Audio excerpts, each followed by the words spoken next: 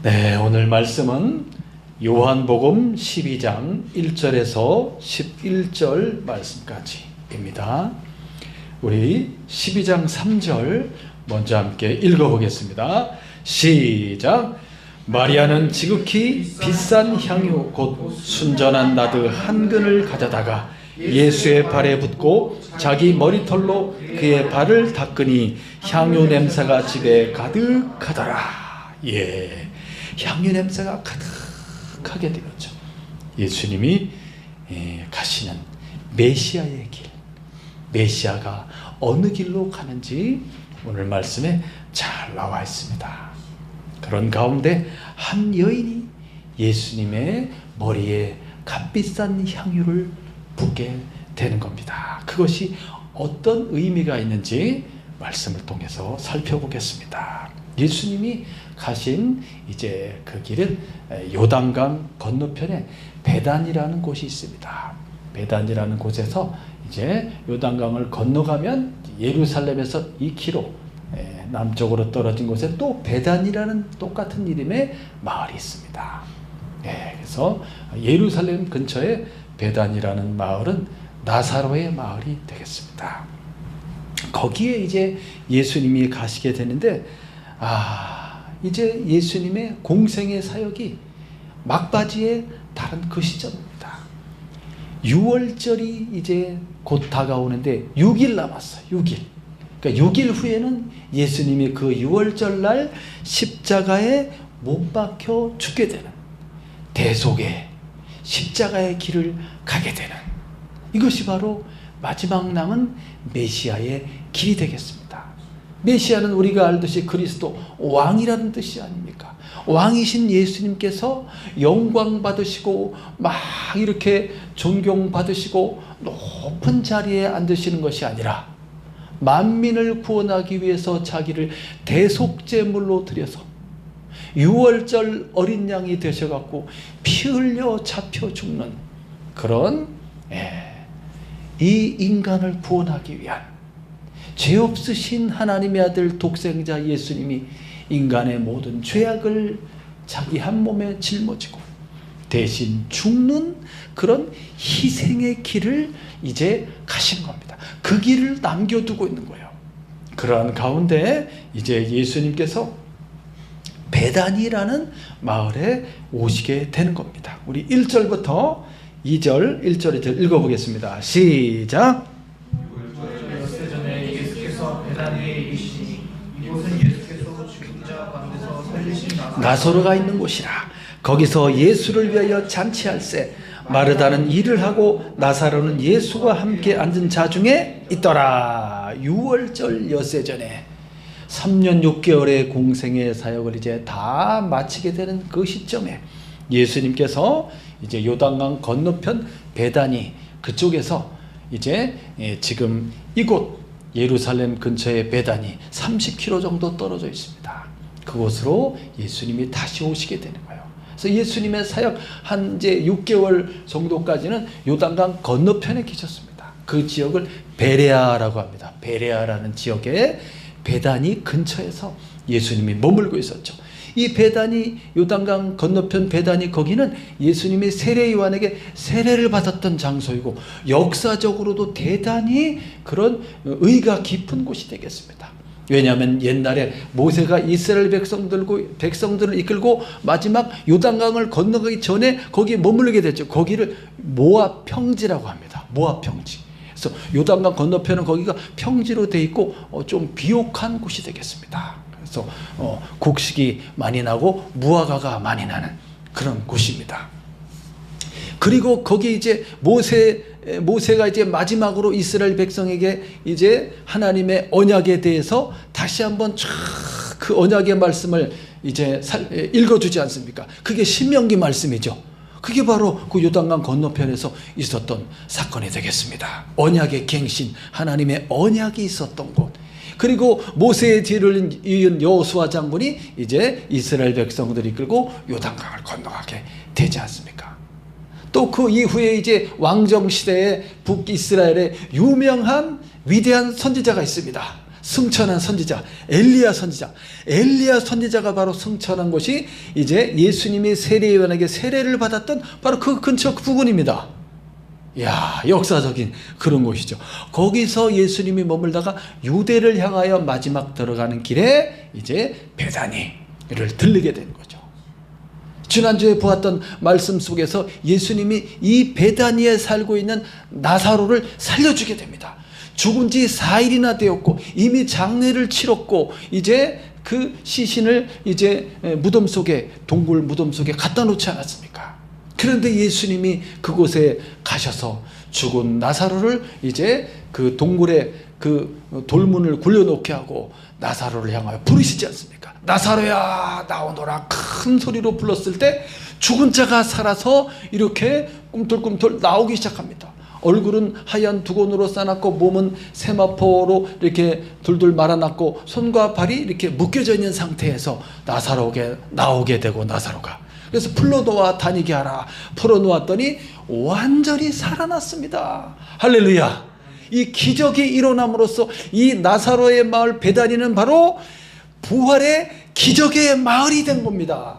그래서 이제 6월절 6일 남겨놓은 상황에서 다시 예수님이 이 베다니로 이제 오시게 되었고 예루살렘을 향하여 가는 길입니다. 밑에 이렇게 지도에 보시면 베다니에서 위로 쭉 올라가면 벳바게가 나오고 벳바게에서 이제 감람산 올리브산 이제 넘어서 기슭으로 내려가서 이렇게 올라가면 예루살렘 동편문을 통해서 성전으로 들어가게 되는 것입니다.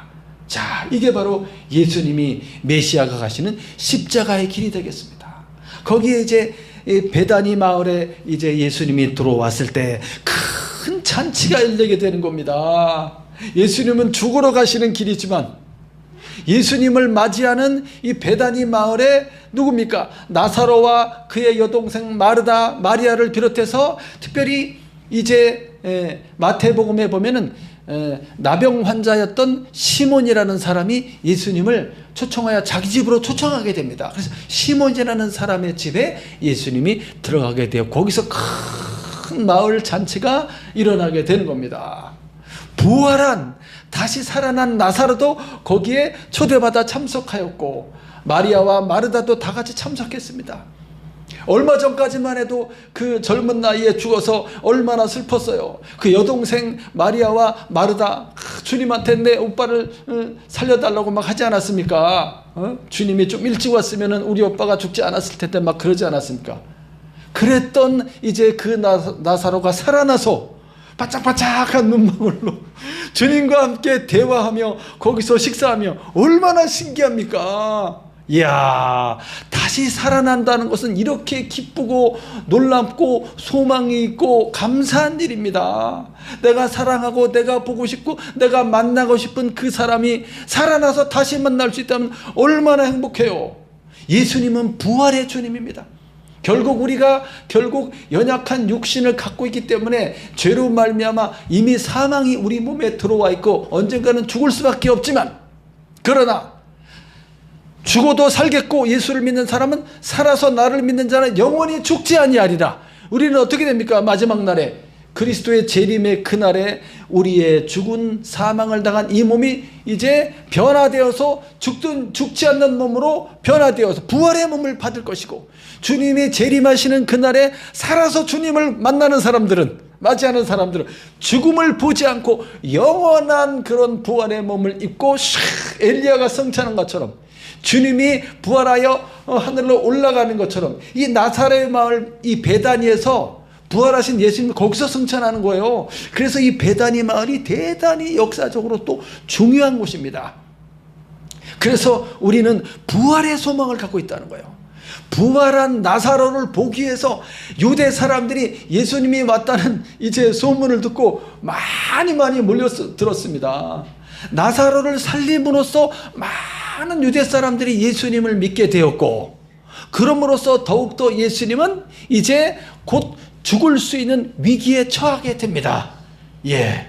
그러한 가운데 이 마을 잔치가 열렸고 그래서 너무나 기쁘고 감사한 그런 잔치가 되겠습니다. 시몬이라는 그 사람도 나병에 걸렸었는데 예수님을 만나서 아마도 치유를 받은 것 같습니다. 그 사람이 너무 감사해서 이제 많은 사람들을 이렇게 모아놓고 잔치를 하고 있는 장면이 되겠습니다. 자, 그렇게 잔치가 무르익어가면서 이제 저녁 식사 자리, 저녁 식사 3절부터 읽어보겠습니다. 3절부터 6절까지 시작. 마리아는 지극히 비싼 향유고 순전한 나드 한 근을 가져다가 예수의 발에 붓고 자기 머리털로 그의 발을 닦으니 향유 냄새가 집에 가득하더라. 제자 중 하나로서 예수를 잡아줄 가룟 유다가 말하되 이 향유를 어찌하여 300데나리온에 팔아 가난한 자들에게 주지 아니하느냐 하니 이렇게 말하면 가난한 자들을 생각함이 아니요 그는 도둑이라 돈꾀를 맞고 거기 넣는 것을 훔쳐 가미러라. 이제 저녁 만찬 자리가 이제 막 무르익어 가고 있었는데 그 나사로의 여동생 마리아가 이제 아주 비싼 지극히 값비싼 향유를 가지고 왔어요. 그 향유 옥합, 향유 이렇게 병에 이렇게 들어져 있는데 병막의 부분을 석고로 싹 해서 이렇게 봉에 놓아져 있습니다. 그 위에를 탁 치면 이게 깨집니다. 깨져서 뚜껑이 열리면서 이제 향유를 쓸 수가 있게 되죠. 이 향유는 순전한 나드 향입니다. 나드라는 이제 향인데 한 근을 갖고 왔다. 한 근은 1파운드 453g 정도 된다고 합니다. 자, 아까 뒤에 가룟 유다가 얘기했죠. 그 값이 엄청 비싼 거예요. 이 나드 이 향유는 어디서 나는 거냐면 인도의 그 히말라야 그 높은 고산지대에서 나는 거예요. 여기 그림에 보시면 이렇게 생겼습니다. 이렇게 나드. 그래서 이 뿌리에서부터 그 향 오일을 채취하게 되는 거죠. 이 뿌리에서. 그래서 이 나드 향은 강력한 신경 진정 역할을 합니다. 진정제 역할을 하는 거예요. 그래서 위장에도 좋고 먹을 수 있어요. 약으로도 쓰여요. 위장과 두통에도 좋습니다. 혹시 위장이 안 좋거나 두통이 안 좋으신 분은 이거를 쓰시면 돼요. 향이 어떤 향이 나냐면 아주 극한 향이 나는데 나무 냄새와 흙 냄새와 건초 냄새 같은 냄새가 향이 샥 나면서 남성에게 잘 어울리는 그런 향이라고 합니다. 이거를 이제 한 옥합을 갖고 와서 탁 깨트려서 예수님의 발에다 부었다 이렇게 나오죠. 근데 마태복음이나 마가복음에 보면 머리에 부었다고 나옵니다. 머리에 부었다. 아마도 머리에 부었어요. 머리에 쫙 붓고 그리고 발에도 부었겠죠. 그리고서 자기의 머리카락으로 예수님의 발을 막 싹 닦아주는 거예요. 야, 이 마리아는 왜 이런 행동을 하고 있을까요?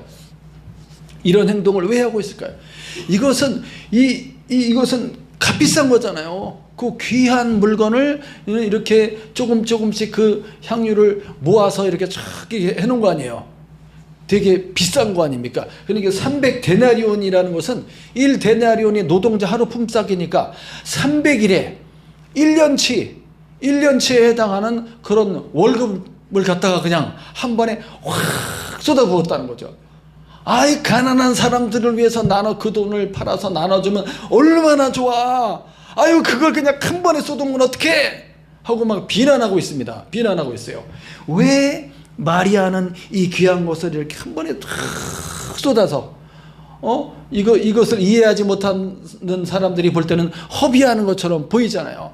확 쏟아서 조금만 해도 이렇게 향이 나는데 그걸 다 쏟았으니 그 향이 얼마나 납니까? 이거는 이제 그 휘발성이 있는 오일이라서 향이 아주 급속하게 쫙 퍼집니다. 강하게 진동화해서 쫙 퍼지게 되는 거죠. 이야, 그만큼 예수님에 대한 깊은 사랑을 갖고 있는 거예요. 이 마리아는 존경과 깊은 사랑과 감사가 들어있는 거죠. 그래서 아끼지 않고 그걸 확 쏟아버렸어요. 자기 오빠를 살려줬잖아요. 그 사랑하는 오빠를 이제 더 이상 볼 수 없게 되었는데 주님이 오셔서, 이야, 생명과 부활의 주님께서 오빠를 살려주신 그런 감사와 그런 감격이 있으면서도 또 뭐가 있어요? 주님에 대한 믿음이 있었고, 이 여인이 어느 정도까지 메시아의 길에 대해서 이해하고 있었을까? 아마도 예수님을 주는 그리스도시요 살아계신 하나님의 아들이십니다라는 그런 고백까지 하지 않습니까? 그거니 마르다가. 그래서 이 나사로의 이 집안은 대단히 예수님과 친밀한 관계에 있다고 그렇게 예수님이 말해줬잖아요. 그리고 그들의 신앙과 믿음은 주님에 대해 주님이 메시아이신 일 뿐만 아니라 하나님의 아들이시고 그가 가는 앞으로의 그 길에 대해서 이해하고 있지는 않았을까라는 생각이 듭니다. 그것을 확 이렇게 아끼지 아니하고 그것을 다 쏟아부었다. 어떤 때는 그리고 우리 예수를 믿는 사람 그리고 교회는 당연히 가난한 사람들에 대해서 관심을 갖고 그들을 도와주고 구제해야 될 그런 의무와 그런 사랑이 우리들에게 있지 않지 않습니까? 있잖아요. 그렇죠? 그럼에도 불구하고 오늘 이와 같은 일을 지금 하고 있는 것은 특별한 의미와 뜻이 있다는 겁니다. 예. 비난했던 사람들 중에 이 가룟 유다라는 사람은 그것을 가난한 자들에게 주려고 하는 마음이 아니라 이 사람 뭐였다? 도둑이었다. 도둑. 아주 그 탐심이 가득한 위선자였다.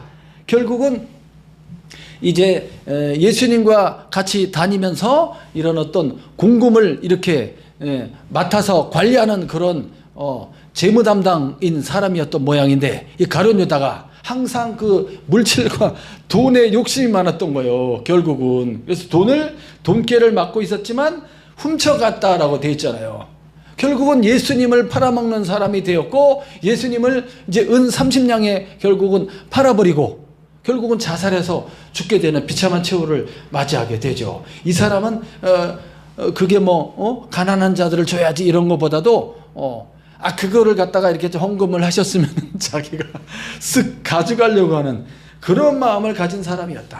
자, 예수님께서 이 마리아가 하는 행동에 대해서 그것을 어떻게 평가하는지 7절, 8절 한번 읽어보겠습니다. 시작. 예수께서 이르시되 그를 가만두어 나의 장래하나를 위하여 그것을 간직하게 하라. 가난한 자들은 항상 너희와 함께 있거니와 나는 항상 있지 아니하리라 하시니라. 그를 가만두어라. 그가 하고 있는 그 행위를 향유를 붓는 행위를 중단시키지 말아라. 그 행동은 나를 위해서 하는 것이다. 나의 장래를 미리 예비하는 의미가 있다. 이렇게 주님이 말씀하시는 거예요. 그래서 이제 마태복음이나 마가복음에 보면은 복음이 전파되는 곳에 이 여인의 행위도 전파하라라고 하는 거죠. 예. 복음과 밀접한 그런 관계가 있는 그런 행동이었습니다.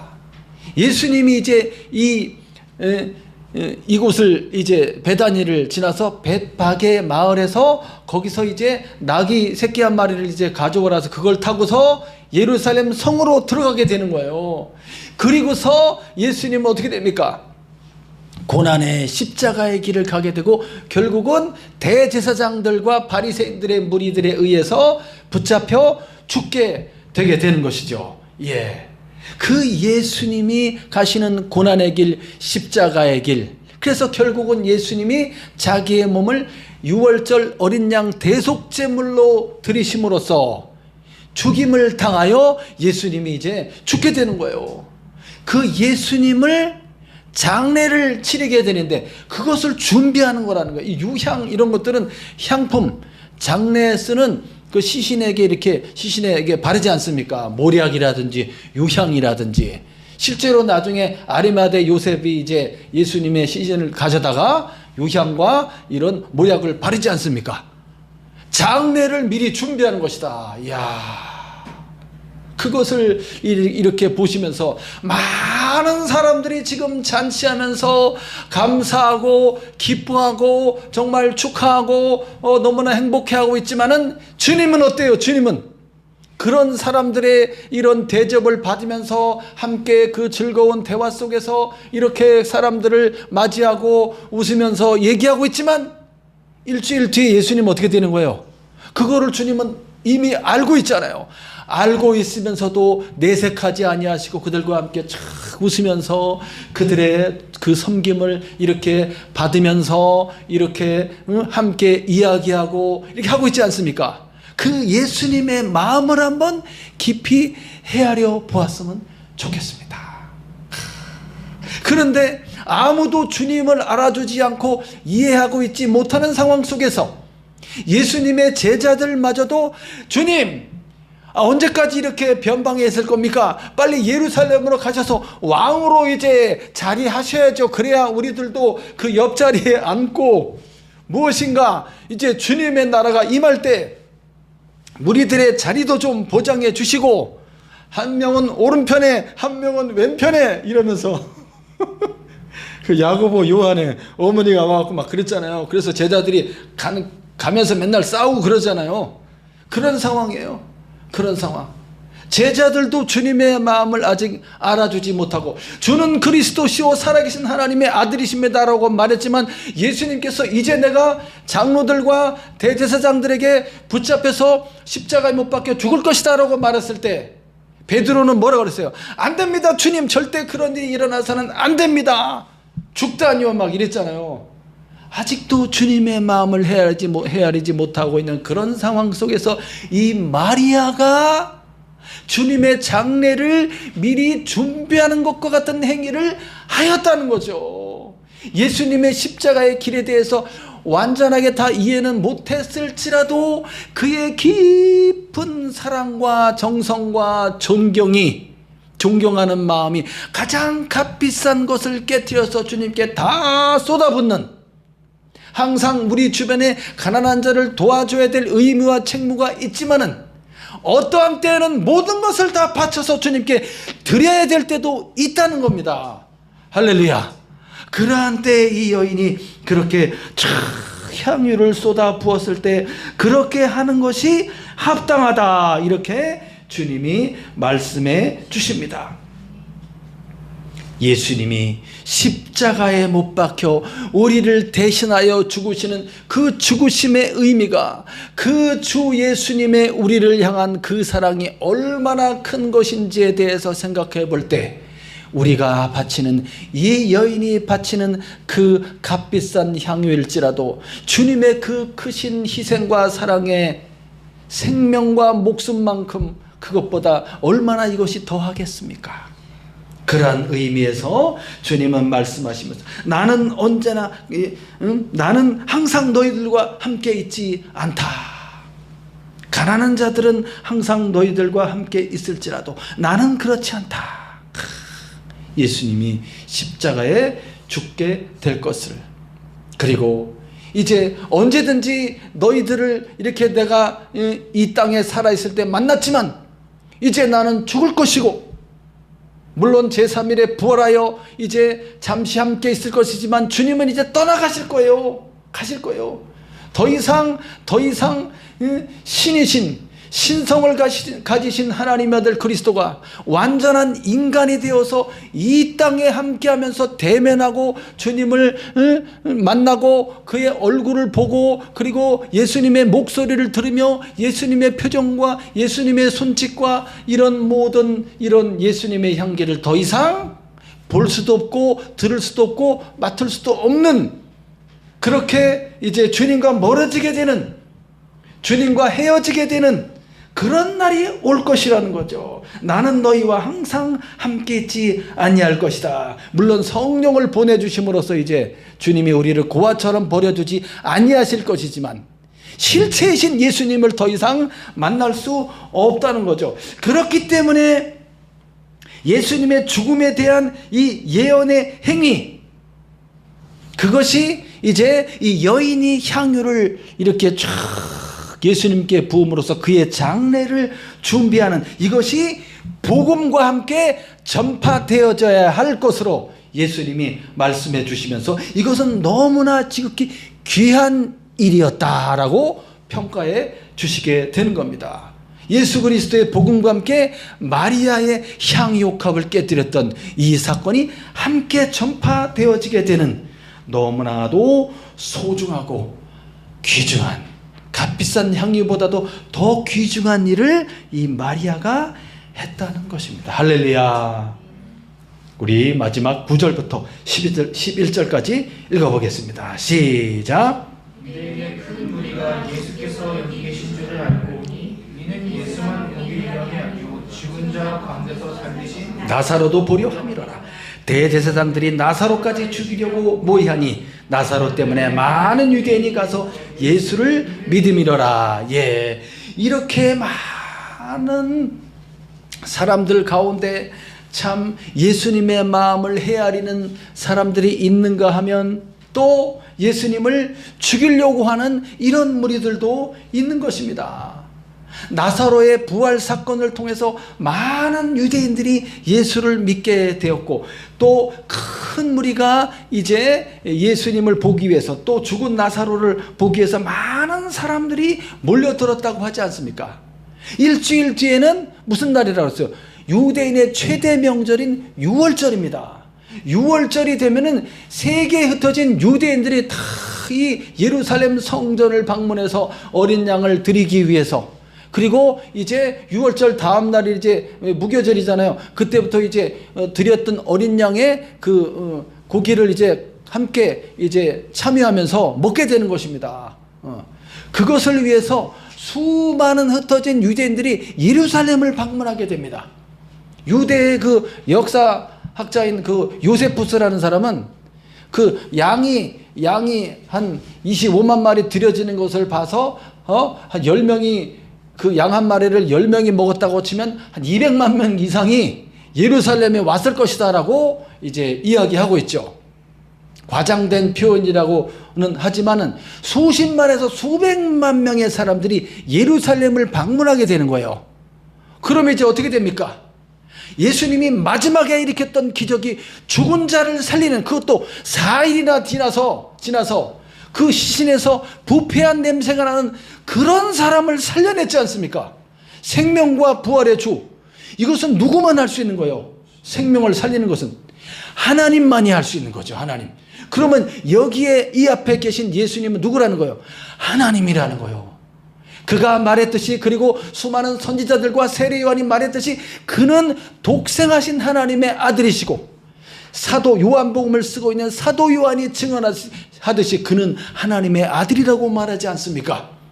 그럼으로써 메시아는 하나님의 아들로서 죽은 자를 살리는 생명의 주님이신데, 그것이 많은 사람들 앞에 이제 기적을 통하여 밝혀지게 되었고 드러나게 되어서 많은 유대인들이 믿게 되었으니 이제 온 사방에서 이제 예루살렘을 방문한 수백만 명의 사람들에게도 이 소식이 알려지게 되고, 예수님이 살아서 더 많은 사람들을 접촉하고 만나게 되고 이 천국 복음을 전하게 되면 어떻게 되겠습니까?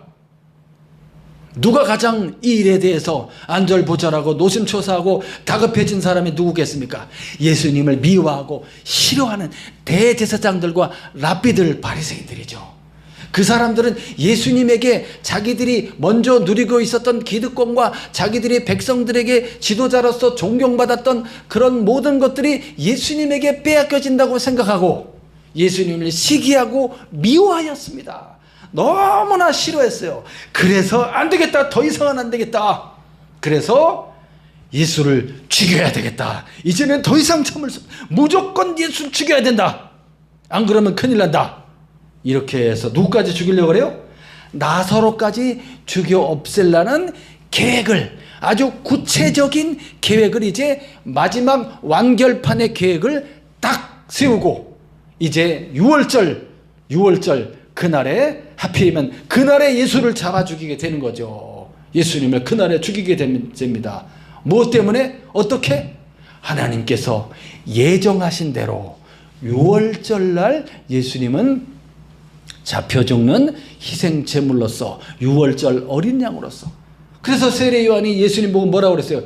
그는 하나님의 세상 죄를 지고 가는 하나님의 어린 양이로다 라고 말한 거예요. 유월절 어린 양으로서 예수님이 기꺼이 자기의 목숨을 바쳐 대속의 길을 감으로써 만민을 살리는 구원의 길을 열어놓으시게 된 것입니다. 할렐루야.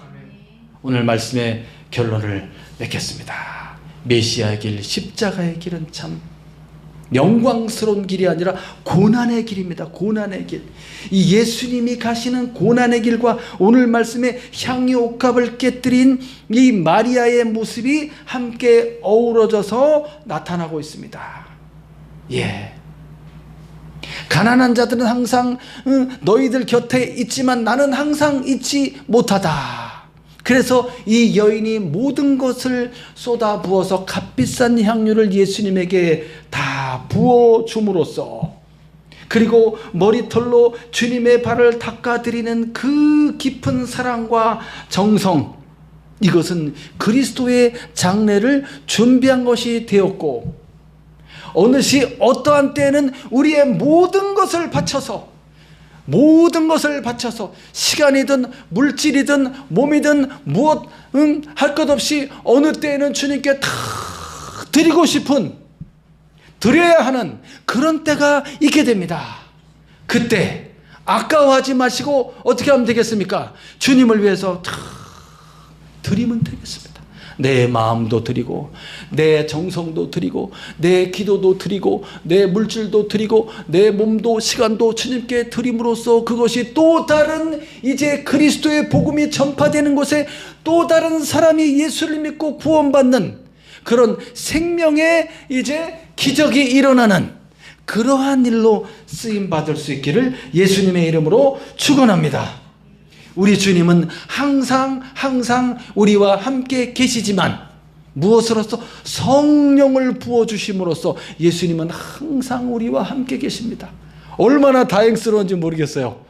성령을 부어주심으로써. 그래서 우리가 성령의 충만받기를 항상 기도하고 하나님 앞에 성령으로 충만하게 기름 부어주시기를 기도하시고, 성령의 충만을 받아 그리스도와의 연합을 이루며 주님이 우리 안에 살아계시고 영원토록 우리와 함께 계신다는 것을 깨닫고 그 그리스도의 은혜에 대해서 감격하고 감사하면서 오늘 나를 위해 희생하신 주님의 고난과 주님의 십자가의 길이 얼마나 가치 있는 것인지에 대해서 한 번 더 생각해보고 또 주님을 기억하는 한 주간이 되시기를 예수님의 이름으로 축원합니다. 주님의 그 사랑을 따라서 형제를 사랑하는, 이웃을 사랑하는 한 주간 되시기를 주님의 이름으로 축원합니다. 기도하겠습니다.